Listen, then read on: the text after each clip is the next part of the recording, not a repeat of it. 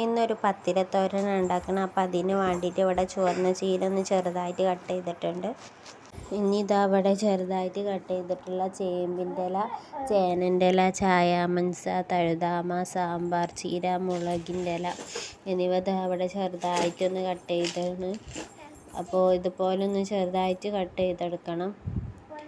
പിന്നെ എല്ലാതും ഇങ്ങനെ കഴുകി വൃത്തിയാക്കി ചെറുതായിട്ട് കട്ട് ചെയ്യണം.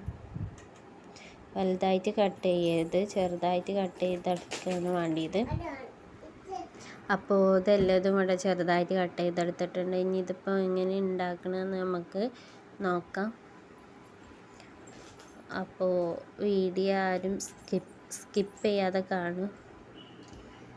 ഇനി നമ്മളൊരു ചട്ടി വെച്ചു, അതും ചൂടായി വന്നപ്പോൾ അതിലോട്ട് വെളിച്ചെണ്ണ ഒഴിച്ചു. അതും ചൂടായി വന്നപ്പോൾ അതിലോട്ട് കടുക് ഇട്ടു. അതൊന്ന് പൊട്ടിക്കഴിഞ്ഞപ്പോൾ അതിലോട്ട് ചുവന്ന മുളക് ഒന്ന് അരച്ചിട്ടെടുത്തു. പിന്നെ അതിലോട്ട് നമ്മളുടെ എല്ലാ ചീരയും ഒന്ന് ഇട്ടുകൊടുക്കുക. അങ്ങനെ ചുവന്ന ചീര ഇട്ടുകൊടുത്തു.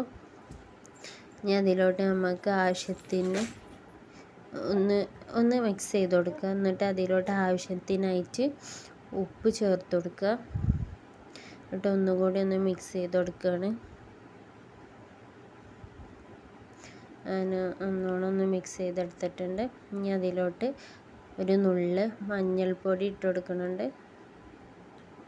അതിന് ഒരു നുള്ള് മഞ്ഞൾപ്പൊടി ഇട്ട് കൊടുത്തിട്ട് ഒന്നുകൂടി ഒന്ന് മിക്സ് ചെയ്തെടുക്കുക. ഇനി ഇതിലോട്ട് നമുക്ക് വെള്ളമുളക് അങ്ങനെ ചെറുതായിട്ട് കട്ട് ചെയ്തിട്ട് കൊടുക്കുന്നുണ്ട്. അപ്പോൾ എരിവിനനുസരിച്ച് ഇട്ട് കൊടുക്കുക. പിന്നെ ഇതിലോട്ട് തേങ്ങ അരച്ചത് ചേർത്ത് കൊടുക്കണം.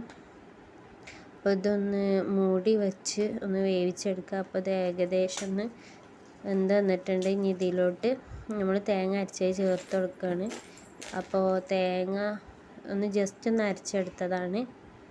അതിൽ പച്ചമുളക് ഇട്ട് ഇന്നും അങ്ങനെ നമ്മൾ മിക്സ് ചെയ്തു. അപ്പോൾ നമ്മൾ ഇവിടെ റെഡി ആയിട്ടുണ്ട്. അപ്പോൾ വീഡിയോ ഇഷ്ടപ്പെട്ട ഒന്ന് ലൈക്ക് ചെയ്യുക, ഷെയർ ചെയ്യുക, സബ്സ്ക്രൈബ് ചെയ്യുക, കമൻറ്റ് ചെയ്യുക.